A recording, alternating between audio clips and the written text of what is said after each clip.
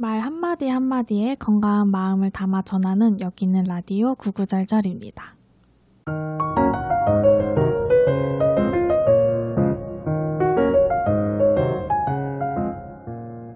안녕하세요. 세종 FM 98.9MHz 라디오 구구절절의 진행자 세종광역 정신건강복지센터 유리 이아름입니다.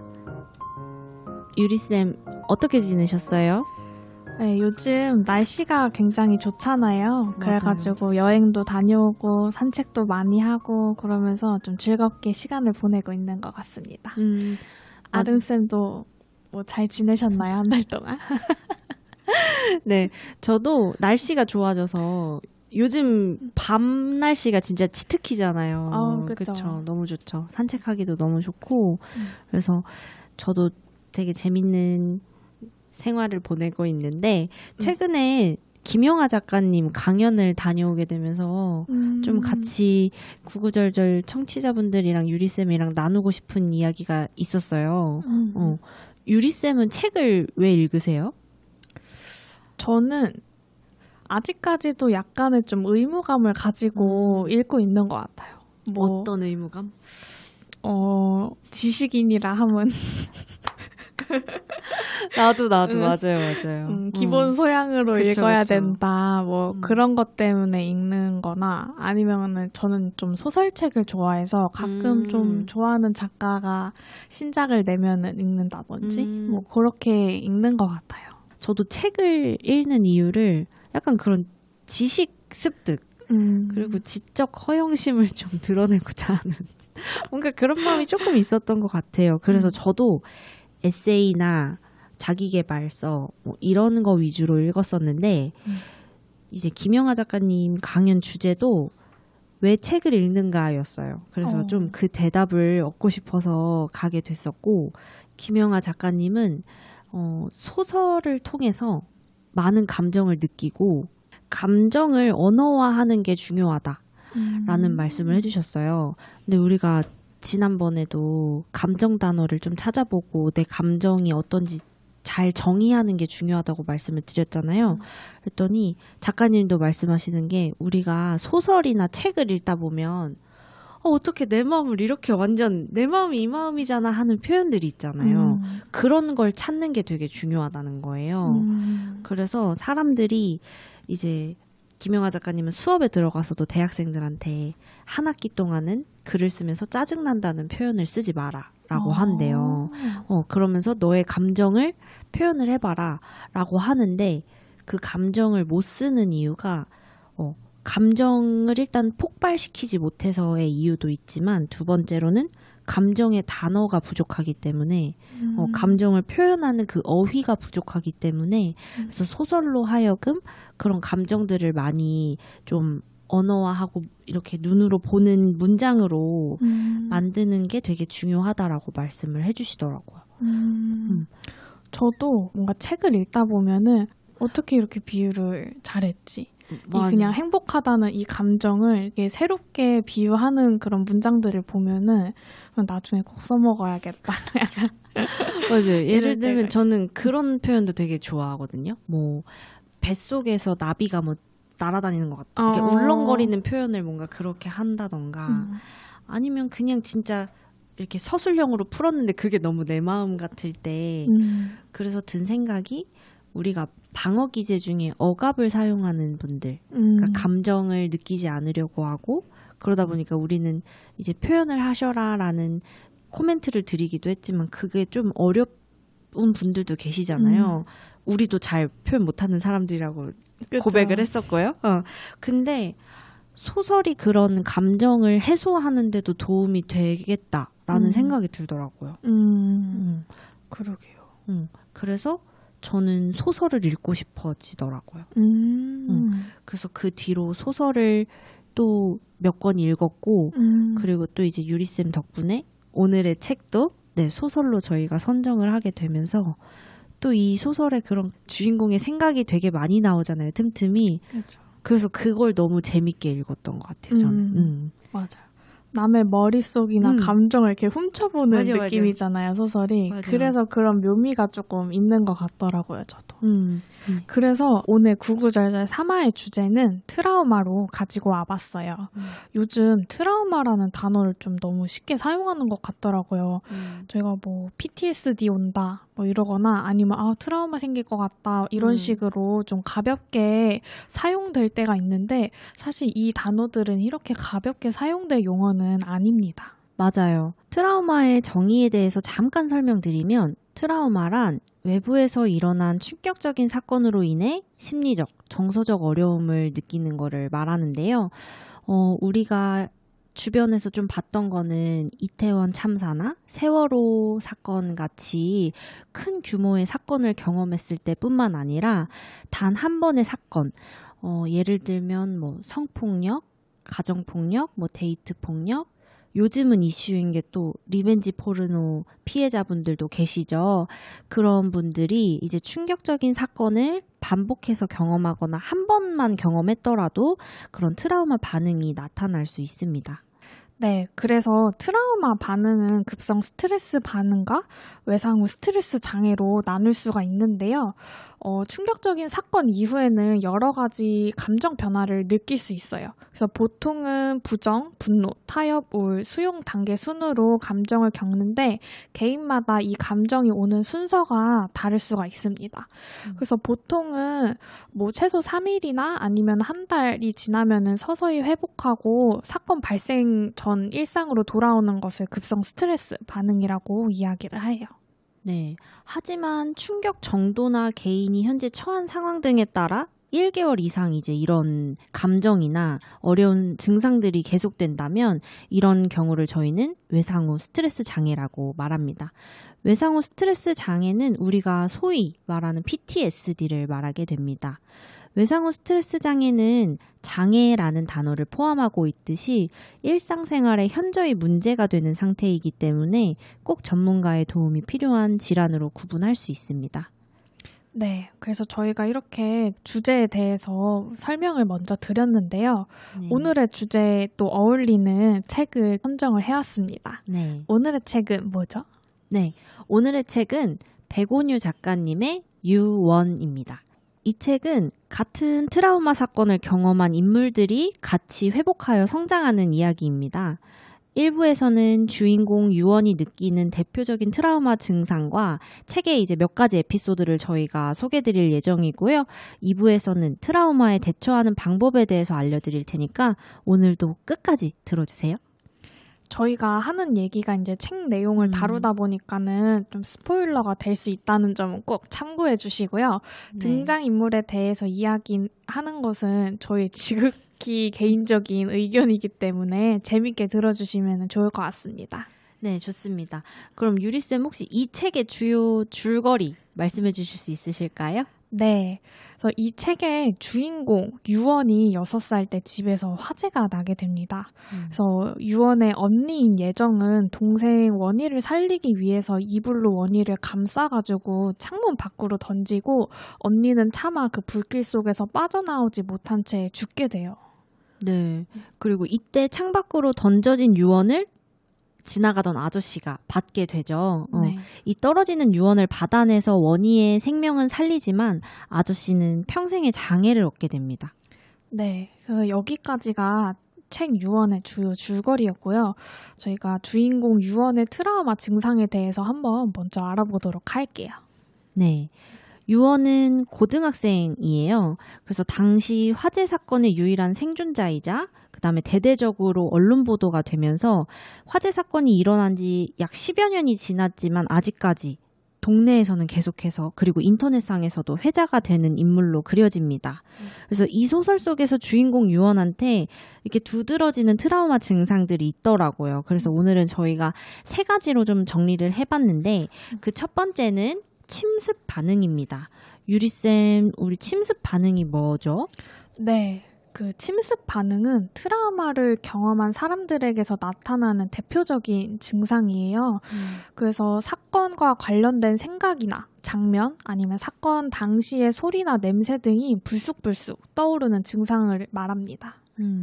그래서 우리가 이 소설을 읽다 보면 원희도 화재 사건을 다시 생생하게 경험하는 것 같은 악몽을 종종 꾸게 되는 장면들을 볼 수가 있어요. 그래서 이런 장면들을 통해 주인공 원희가 계속해서 침습 반응을 경험하고 있구나라는 것을 우리가 알 수 있었습니다. 네. 그래서 또 다른 예시를 좀 들어드리자면은 작년에 저희가 유명했던 그 더글롤이라는 그 학교폭력을 다룬 드라마가 있었잖아요. 거기 드라마를 보시면은 주인공 문동은이 고데기로 살을 데이는 그런 폭력을 당하게 되는데 그 성인이 된 이후에도 그 삼겹살 굽는 소리나 냄새를 맡을 때 그 침습 반응이 올라오는 장면들이 나와요. 그래서 소스라치게 놀래거나 아니면 그때 당시에 그 살 타는 냄새가 마치 이제 고기를 굽는 냄새와 비슷해가지고 이제 구운 고기를 못 먹는다든지 맞아요. 그런 반응들을 보이는데 이런 것들이 다 그 트라우마에 대한 침습 반응을 보이고 있다라고 또 나타내는 장면입니다. 네. 그래서 그 장면에서 바로 공황 증상처럼 아무것도 하지 못하고 자리에 주저앉고 그렇거든요. 그래서 맞아. 어쨌든 계속해서 생존자들이나 어떤 폭력이나 이런 충격적인 사건의 피해자들은 계속해서 그런 심리적인 고통을 안고 가시는 것 같아요. 맞아요. 네. 다음을 또 저희가 얘기를 해볼까요? 네. 두 번째는 막연한 불안감입니다. 침습 반응 외에 트라우마 사건 이후에 불안이나 두려움을 느끼는 건 너무 당연하겠죠, 저희가. 그렇죠. 네. 그래서 원희도 이 책에 보면 갑자기 심장이 불안하게 뛰거나 내가 지금 좋은 성적을 유지하고 있지만 수능을 망쳐서 좋은 대학에 못 갈 것 같다. 뭔가 부모님의 기대에 내가 계속 이렇게 미치지 못할 것 같다라는 막연한 불안감을 느끼는 장면들이 계속해서 반복적으로 나와요. 맞아요. 그리고 끝부분을 보면은 또 높은 곳에 올라가면 다리가 후들거리고 식은땀이 난다라는 표현이 나오거든요. 이런 공포증도 좀 트라우마 이후에 발생할 수 있는 불안 증상의 하나라고 또 볼 수 있을 것 같아요. 네. 그래서 저희가 이 트라우마 증상에 대해서 준비를 하다가 지금 말한 침습 반응, 그다음에 불안감 이외에도 사실 과각성 증상도 있잖아요. 맞아요. 과각성이라고 하면 우리가 카페인 먹으면 각성 상태가 된다라고 하는 건데 과각성이면 얼마나 각성 상태겠어요. 그죠. 엄청난 그 긴장 상태랑 뭔가 모를 불안감? 그런 것들이 계속 느껴질 것 같아요. 네, 그래서 과각성에 대해서 조금 더 설명을 드리면 평소에 그냥 지나갈 수 있었던, 그러니까 내가 그 충격적인 사건을 경험하지 않았으면 그냥 지나갔을 문제인데도 뭐 예민하게 반응을 한다든지 깜짝깜짝 놀라게 된다든지 하는 것도 있고 가장 주요한 건 또 수면에 장애가 생기는 거가 있죠. 아무래도 각성 상태다 보니까 푹 잠에 못 들고 하는 부분이 있는데 우리가 사실은 이런 위험한 상태가 되면 뇌의 생존 본능을 담당하고 있는 편도체라는 부분이 활성화가 되게 돼요. 그래서 이 트라우마 사건을 겪으신 분들은 사실은 이 편도체가 굉장히 활성화되어 있는 상태다라고 보시면 돼요. 편도체는 조금 더 쉽게 설명드리면 원시 시대에 우리가 사냥을 했잖아요. 그러면 사자를 보고 도망가야 된다. 저건 위험하다. 라고 알려주는 그 본능적인 그 부분이라고 해요. 그러다 보니까 그 편도체가 계속 나는 활성화되어 있어서 내가 계속 위험한 상태에 놓여 있다고 뇌가 인지를 하고 있는 거예요. 그래서 이성적인 사고를 하는 것을 막기 때문에 우리가 이제 충격적인 사건을 겪고 이런 반응들에서 자꾸 내가 일상생활이 괴롭다면 내가 이 전전두엽, 좀 이성적인 사고를 할 수 있게 나는 안전한 공간에 있다라는 어떤 상담이라든지 훈련을 계속해서 할 필요가 있습니다. 맞아요. 그래서 이 트라우마 증상을 겪고 있는 분들은 사실 이걸 스스로 좀 조절하기가 어렵기 때문에 꼭 전문가의 상담이라든지 이런 계속적인 훈련을 통해서 좀 트라우마 증상을 극복해 나가셔야 될 것 같아요. 자세한 내용은 저희가 또 이거 2부에서 다루고 있죠? 맞아요. 그래서 2부까지 끝까지 들어주시면 좋은 정보를 얻어가실 수 있습니다. 네, 좋습니다.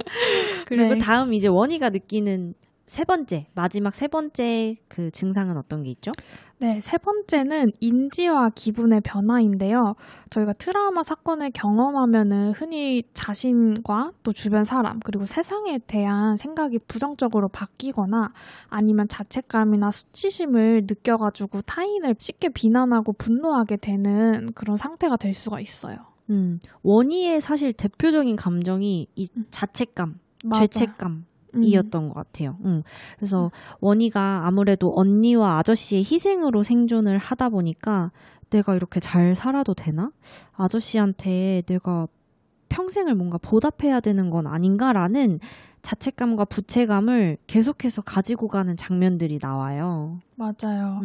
그래서 또 저는 인상 깊었던 부분은 유언이 이제 주변 친구들이 많은데 스스로 좀 거리를 두려고 하는 모습들이 나와요. 뭐 점심시간에 그냥 친구들이랑 같이 점심을 먹지 않고 혼자 옥상에 올라가 있다든지 아니면은 이제 그 중학교 시절부터는 혼자 다니려고 했다라는 부분이 나오거든요. 그래서 이런 것들을 보면은 뭔가 대인관계에 있어서 친밀하게 좀 맺지 않으려고 하고 좀 거리를 두는 그런 모습들이 보였던 것 같아요.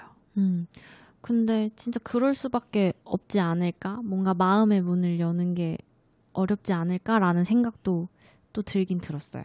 그죠. 왜냐면 또 다들 이 사건에 대해서 알다 보니까는 원희 같은 경우에는 다른 사람들이 나를 동정의 대상으로 보고 있다라는 게 좀 기저에 깔려 있다는 게 느껴졌어요. 그래서 나를 동정의 대상으로 보는 게 싫었지 않았나? 저는 그렇게 좀 느껴졌더라고요. 맞아. 그리고 이게 대대적으로 계속 보도가 됐다 보니까 10년이 지났는데도 인터넷에서는 뭐 걔 잘 살고 있음? 뭐 약간 그러니까 너무 가볍게 회자되는 것도 또 되게 상처가 됐을 것 같고. 그죠. 그래서 이런 시선들로부터 벗어나고 싶어서 일부러 이제 친구들과 거리를 두고 혼자 있는 시간을 조금 가지려고 했던 게 아닌가 싶더라고요. 근데 또 트라우마를 겪는 분들을 또 보면은 그럴 것 같아요. 뭔가 다른 사람들이 계속 나한테 관심을 갖는 거에 대한 부담감이나 그런 심적인 어려움들이 있을 것 같더라고요.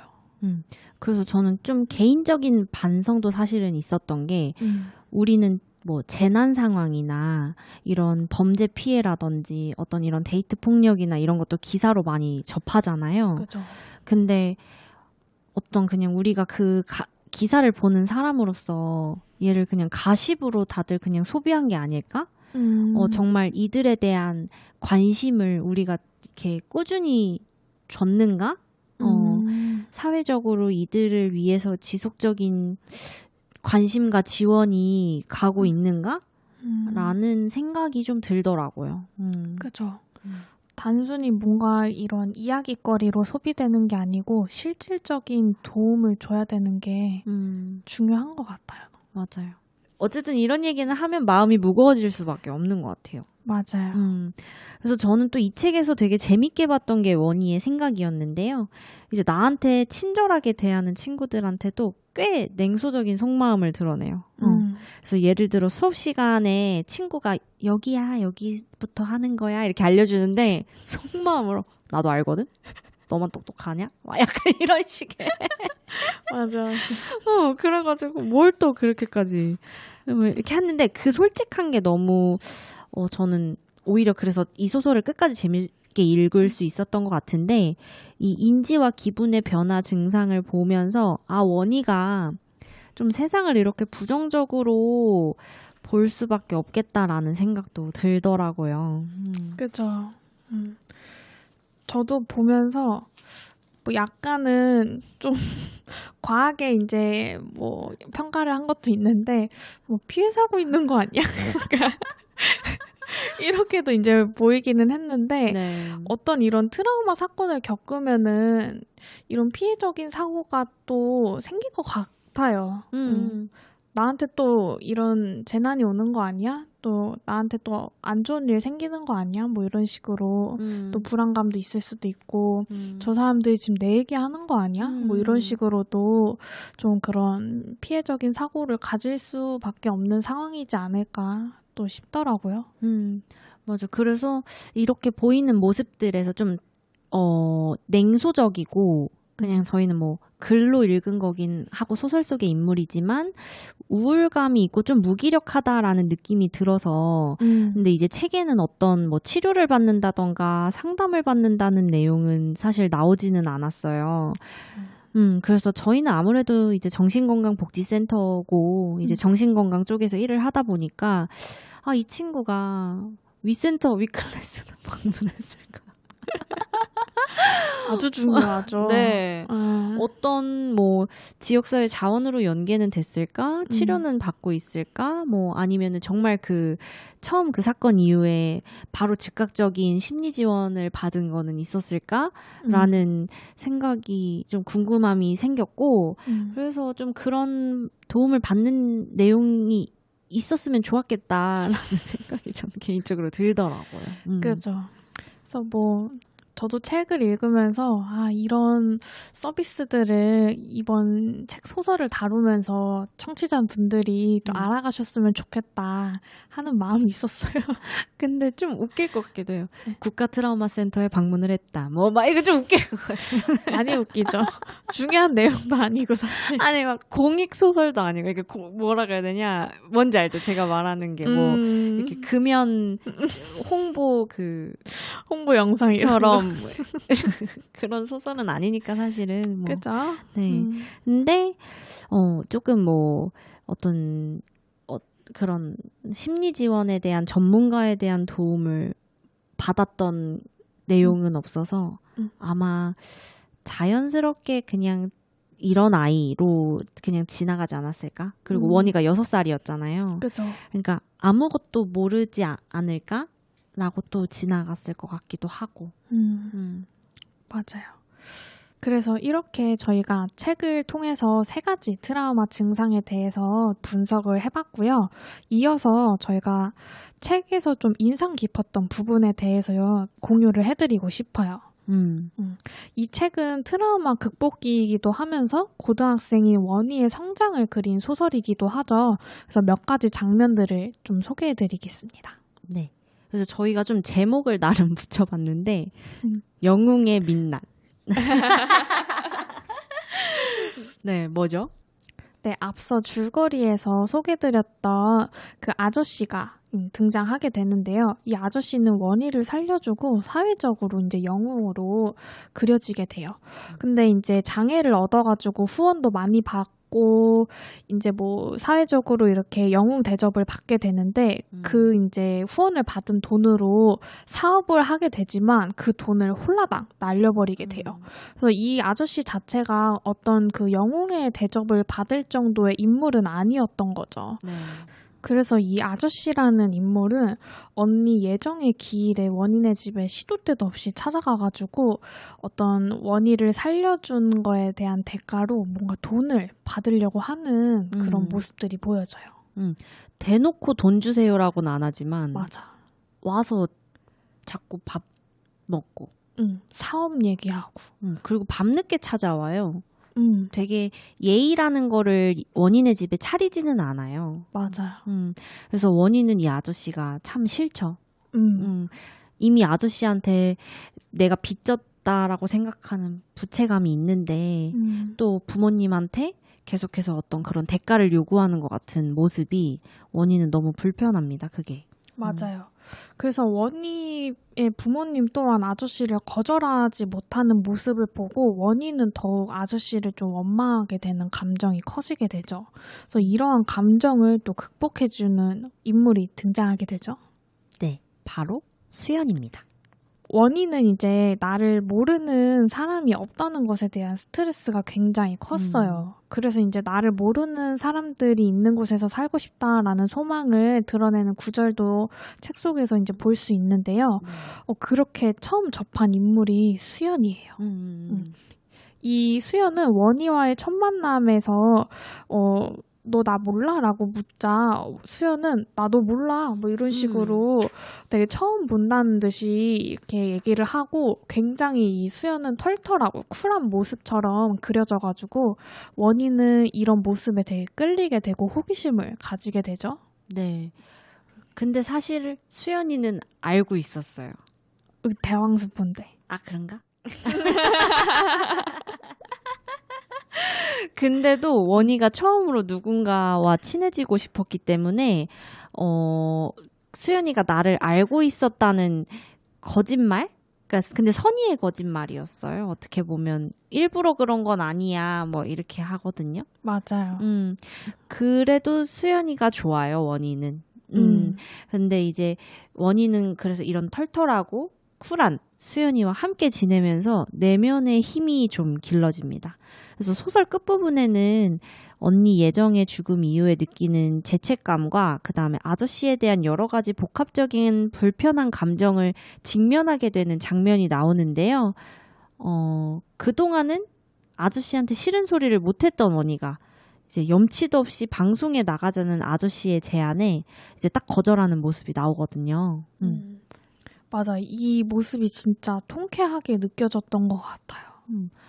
아저씨가 무슨 방송 인터뷰를 나가자 그랬어요. 맞아. 근데 그게 어쨌든 원인은 앞으로 이제 뭐 매스컴에서 계속 이렇게 회자가 되는 게 되게 불편하고 싫었는데 그런 상황을 모르고 아저씨가 그런 것들을 같이 하자라고 했을 때 원인은 그 불편감이 굉장히 심했을 것 같고 그걸 또 이겨내는 장면들이 되게 멋있었던 것 같아요. 네. 그래서 이 모든 과정은 여러분들께서 직접 가까운 도서관에 들러서 읽어보시면 너무 좋을 것 같습니다. 네, 그리고 마지막으로 저희가 등장인물 한 명을 더 소개해드릴까 하는데요. 원희 친언니 예정의 가장 친한 친구로 등장하는 인물인 신아 언니에 대해서 좀 이야기를 나눠보도록 할게요. 그래서 예정의 죽음 이후에도 이 신아 언니는 예정의 가족과 원희와 이제 긴밀한 관계를 맺어지는 인물로 그려져요. 신아 언니는 이제 주인공과는 다르게 주변 인물이다 보니까 많은 모습이 그려지진 않지만 이제 나름 그래도 트라우마를 같이 겪은 사람으로서 그리고 친한 친구를 잃었기 때문에 트라우마를 어떻게 겪어내는지가 좀 잘 보여서 저희가 이렇게 인물로 선정을 하게 됐어요. 나름 건강하게 좀 대처하려는 모습이 보였죠? 맞아요. 그래서 만삭의 몸으로도 예정의 기일을 꼬박꼬박 챙기고 또 계속해서 원희를 좀 친동생처럼 챙기는 모습에서도 뭔가 어쨌든 예정을 떠나보냈다는 그 감정을 긍정적으로 잘 승화시키려고 하는 모습처럼 그려졌던 것 같아요. 네, 저도 그래서 본인도 많이 예정이 그립고 슬플 텐데도 계속해서 이제 나름의 방법으로 고인을 추모하고 그다음에 블로그를 통해서 힘든 감정들을 표현하고 그래서 그런 것들이 좀 애도 반응이 잘 진행되고 있구나라고 저는 느껴졌었고요. 근데 또 이제 블로그에 예정이 얘기만 있는 게 아니라 또 육아나 일상들에 대한 내용도 올라오면서 이런 것들이 좀 일상생활이 문제없이 일상생활에서의 역할도 잘 수행해 나가고 있구나라는 게 보여졌어요. 맞아요. 그래도 약간 완전히 트라우마로부터 좀 벗어나지 못했구나라고 느껴졌던 부분은 아무래도 이제 이 신아 언니가 예정과 엄청 긴밀한 관계였던 인물로 그려지다 보니까는 원희를 통해서 좀 예정을 계속 떠올리고 그리워하는 모습들이 나와요. 그래서 원희가 이제 신아 언니 블로그를 보는 장면이 또 나오게 되는데 그때 이제 원희 목소리를 들으면은 예정이 살아 돌아온 것만 같다. 라는 그 생각을 이제 블로그로 신아 언니가 쓰게 되죠. 근데 그거를 보고 또 원희는 되게 좀 배신감을 많이 느끼게 돼요. 그쵸. 언니가 나를 통해 다른 사람을 보고 있구나. 저도 그런 생각이 들 것 같아요. 나를 좋아하는 게 아니라 언니를 좋아해서 나를 이렇게 만나는 거 아니야?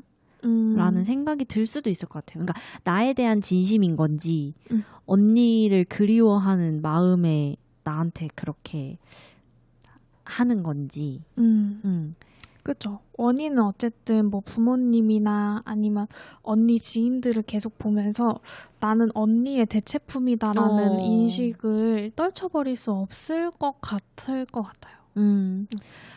정말 충격적인 사건은 그 생존자와 피해자뿐만 아니라 가족, 친구, 그리고 그 제3자, 주변 인물들한테도 정말 많은 아픔을 가져다 주는 것 같아요. 맞아요.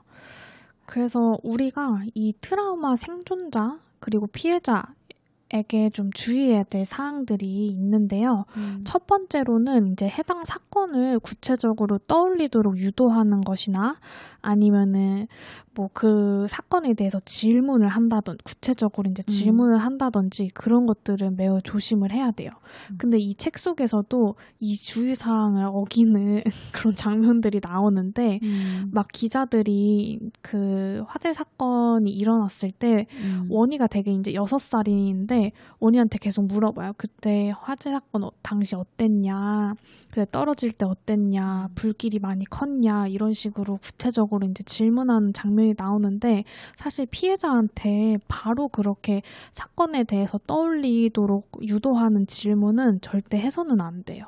맞아요. 추가적으로 그뿐만 아니라 우리가 어떤 사건이 있을 때 그 사건을 내가 목격하거나 아니면 본 것을 구체적으로 내가 연상되게 설명하는 것도 되게 주의하셔야 돼요.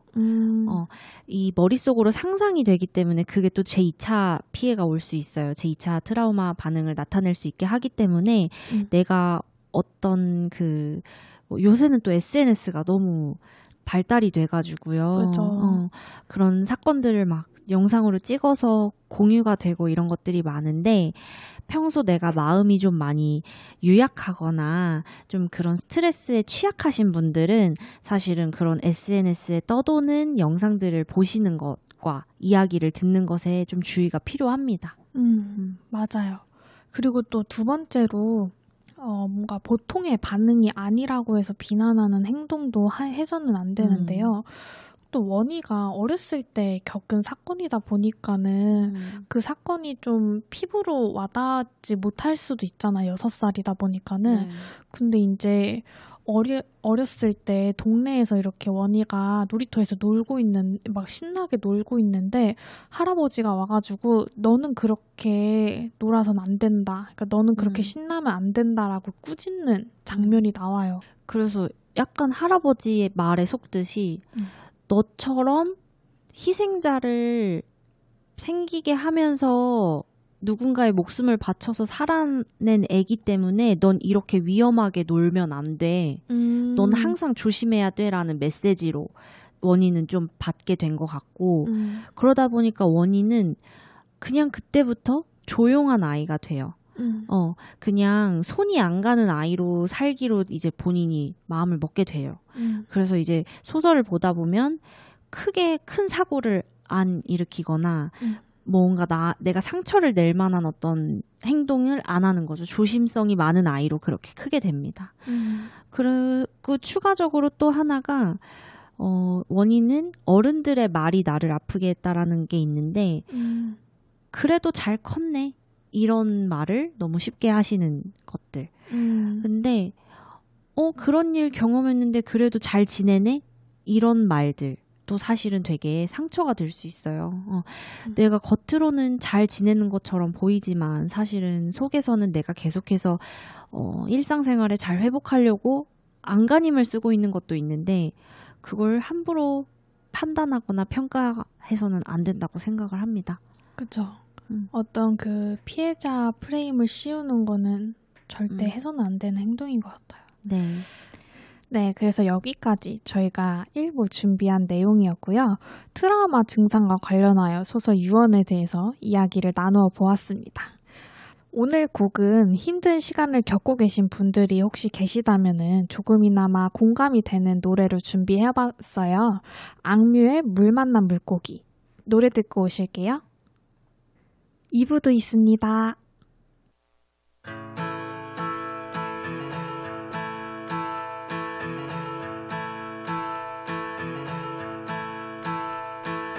한바탕 휩쓸고 간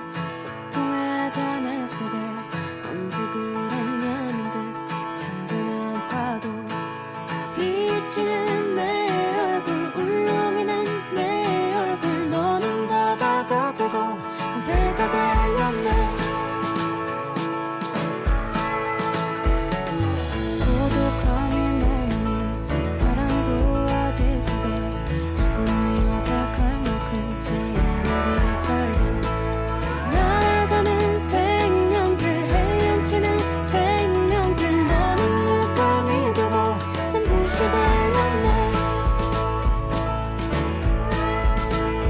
너는 꼭 살아서 지푸라기를 잡았어 내 이름을 기억해줘 말을 잘했던 외로움을 좋아했던 나의 한마디 우리가 노래하듯이 우리가 말하듯이 우리가 헤엄치듯이 살기에 Live like way we sing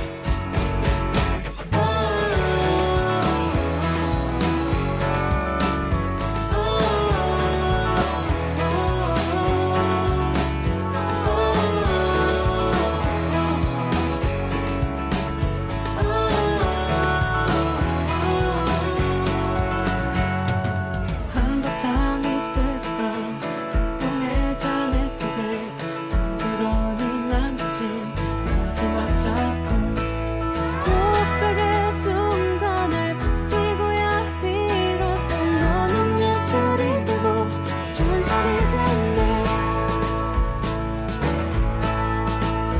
너는 꼭 살아서 죽기 살기로 살았어 내가 있었음을 음악해줘 그는 동경했던 기억 호물을 만나서 물고기처럼 떠나야 했네 우리가 노래하듯이 우리가 말하듯이 우리가 예언하듯이 살기에 Live like way we sing 우리가 노래하듯이 우리가 말하듯이 우리가 예언하듯이 살기에 Live like way we sing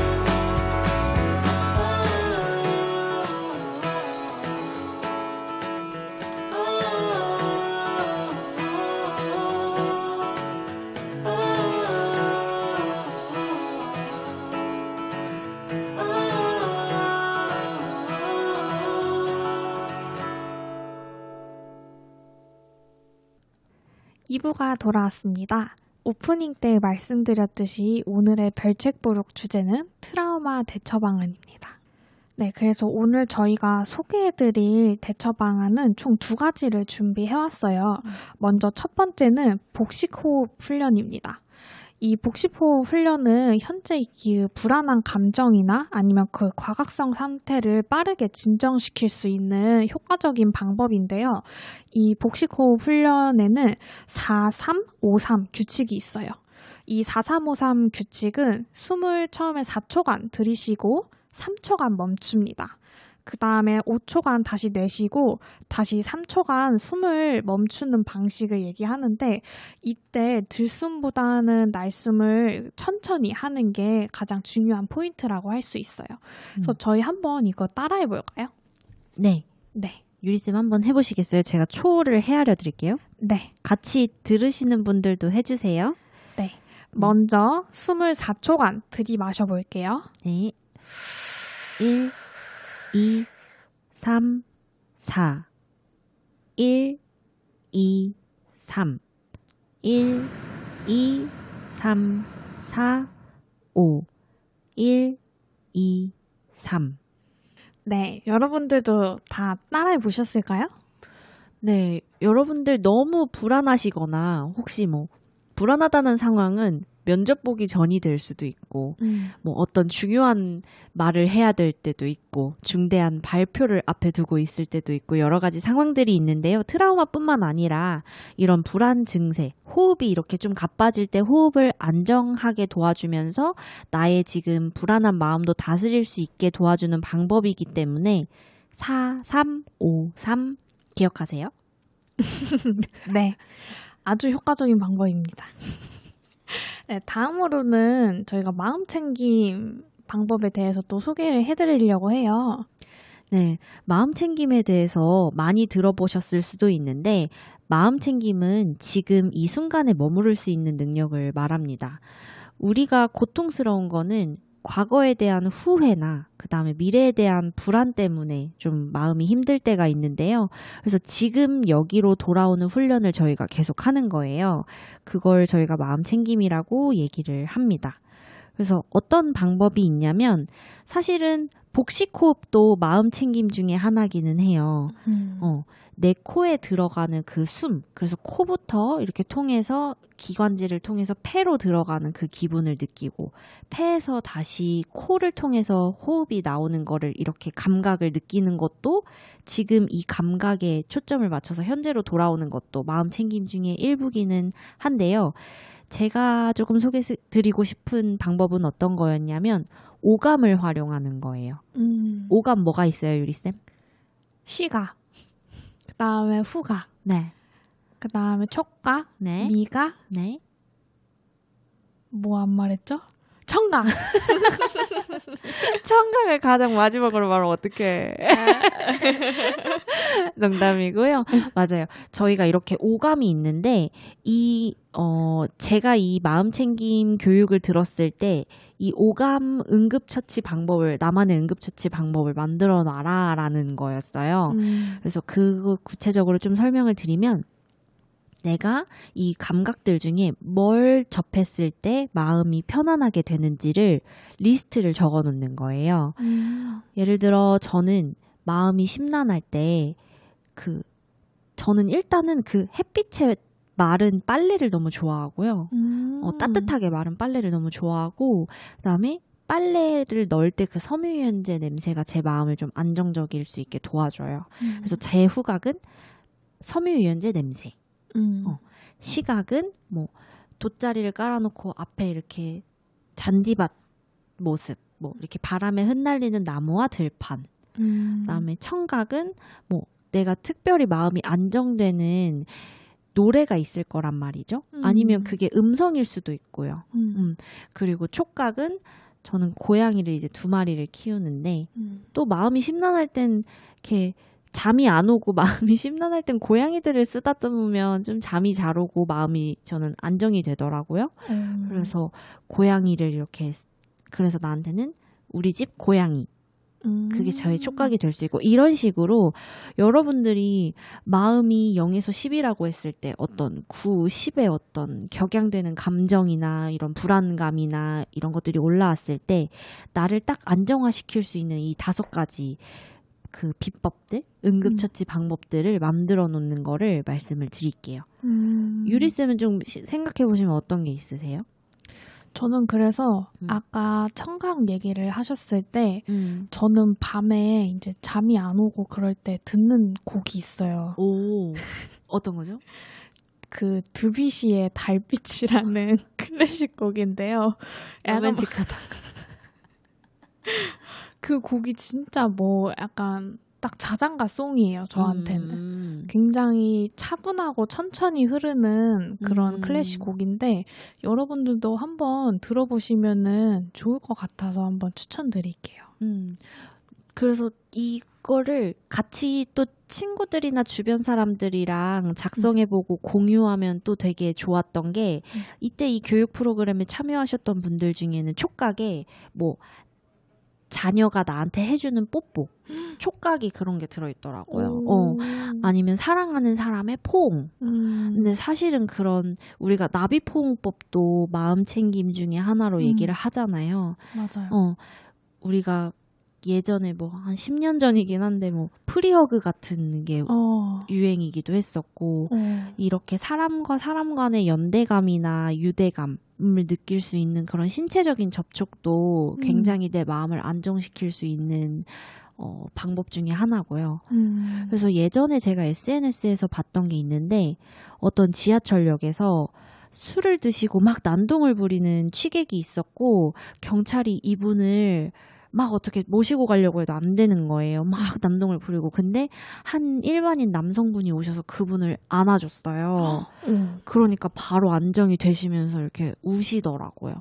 그래서 때로는 우리가 10마디 말보다도 하나의 행동이 또 나을 수도 있으니까 또 나한테는 어떤 안정화 기법을 내가 나의 응급처치 방법으로 만들어 놓을 수 있는지 나의 오감 안정 방법? 안정화 방법들을 정리해 보시는 거를 추천드립니다. 저도 오늘 꼭 한번 생각을 해봐야 될 것 같아요. 네.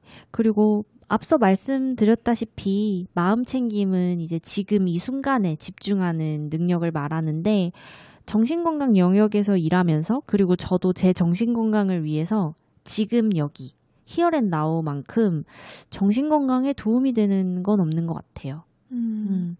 맞아요. 저희가 어쨌든 그 트라우마에 대해서 얘기했을 때도 트라우마를 겪고 계신 분들은 그 과거에 얽매여 있기 때문에 현재에 집중하기 어려운 거잖아요. 그리고 우리가 또 막연한 불안감을 갖는 것도 막연한 미래에 대한 또 그런 불안감을 느끼는 경우도 있고요. 그래서 어쨌든 과거랑 미래에 대한 그런 불안감이나 어떤 두려움보다는 현재에 집중하는 게 중요할 것 같아요. 네.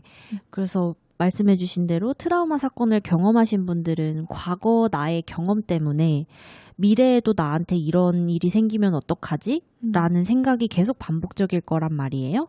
그래서 사실은 너무너무 오랜 시간이 걸리고 어려우시겠지만 전문가의 상담이나 도움을 통해서 꼭 이런 나는 안전한 공간에 있고 과거에는 내가 그런 어쨌든 너무 힘든 사건을 경험했지만 지금은 내 주변의 가족과 친구와 그 다음에 나를 도와주는 선생님들과 치료진들과 그런 자원들이 내 주변엔 많다라는 거를 꼭 기억해 주셨으면 좋겠습니다.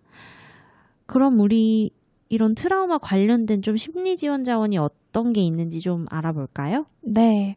그래서 저희가 정신건강복지센터에서 이런 재난이나 트라우마를 겪고 계신 분들에게 지원하는 사업들이 다양하게 있어요. 그래서 국립정신건강센터에서 운영하는 국가 트라우마 센터를 필두로 권역별 호남권, 영남권, 강원권, 충청권 이렇게 트라우마 센터가 마련되어 있습니다. 현재 세종은 국립공주병원 내에 있는 충청권 트라우마 센터와 함께 중부권 정신건강복지센터 재난심리지원 실무자들과 계속해서 이제 트라우마에 관련된 사업을 진행하고 있으니 또 이런 재난과 트라우마를 겪고 어려우신 분들은 저희 센터로 이렇게 연락을 주시면 좋을 것 같습니다. 네. 그 트라우마 센터 같은 경우는 정말 그 트라우마를 극복할 수 있는 상담 프로그램이나 이제 집단 프로그램 같은 것들도 많이 마련이 되어 있으니까요. 이런 것들로 고통, 좀 심리적인, 정서적인 어려움을 겪고 계신 분들은 도움을 요청해 보셔도 너무 좋을 것 같습니다. 그리고 저희가 재난뿐만 아니라 여러 가지 트라우마 사건들이 있기 때문에 성폭력을 내가 당했다라고 하면 YWCA 성폭력 상담센터도 있고 가정폭력 같은 경우는 뭐 가족센터도 있고요. 지역사회에서는 여러분들을 도와드릴 수 있는 기관들이 있으니까 언제든지 용기를 내어서 문을 두드려 주시면 너무너무 감사할 것 같습니다. 네, 그래서 이렇게 오늘 트라우마에 대해서 좀 다양하게 소개를 해드렸는데요. 충격적인 사건은 누구에게나 나타날 수 있고 그 사건이 있기 전에 우리 모두 다 일상생활을 잘 하던 구성원이었다는 사실을 잊지 않으셨으면 좋겠습니다. 혹시나 각자 다양한 이유로 마음에 어려움이 있으신 분들이 이 구구절절을 듣고 계신다면 주변의 도움이나 그 다음에 이 생존자, 피해자분들의 적극적인 노력으로 시간이 지나면서 꼭 회복될 것이라고 말씀드리고 싶어요. 여러분들은 모두 안전한 곳에 있고 그 안전한 공간에 저희 구구절절이 함께하길 바라겠습니다. 네, 지금까지 말 한마디 한마디 건강한 마음을 전하는 라디오 구구절절의 진행자 유리 이아름이었습니다. 구구절절 이만 쿠이. 쿠이.